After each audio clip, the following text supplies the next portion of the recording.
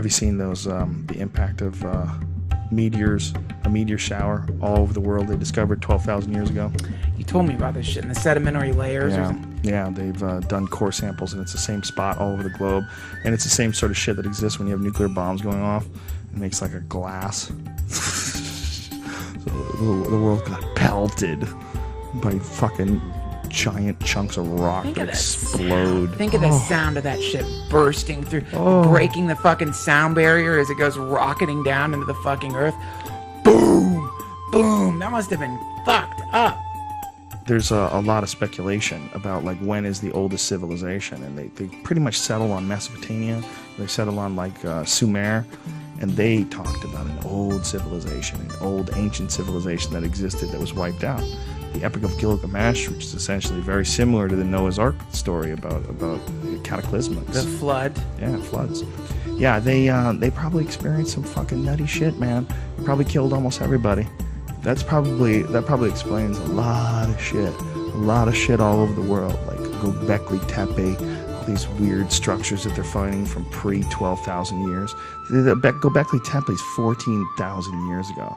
That means in Sumer, the really old shit in Sumer is like 6,000 plus years ago, 7,000 plus years ago. This is double that.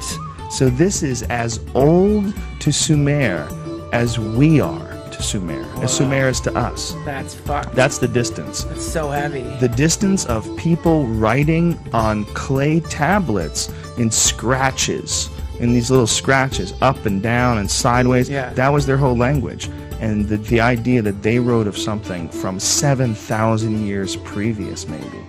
And that's what Göbekli Tepe shows. It shows that there was a sophisticated civilization from 7,000 years prior to the people in Sumer and the people in Mesopotamia. 7,000 years earlier, they were making these 19-foot tall, gigantic stone columns. They were carved with animals that were carved in a relief, so that like they stuck out, which is a really sophisticated method of carving. You're not carving into the stone, you're actually making a relief where it sticks out. Yeah. So you chipped all the rest of the stone away to reveal this frog. And this is really sophisticated stuff. It's hard for people to wrap their heads around it.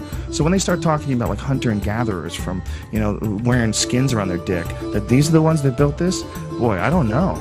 This is you might have more evidence of the fact that there might have been some really super advanced cultures that got fucking pelted.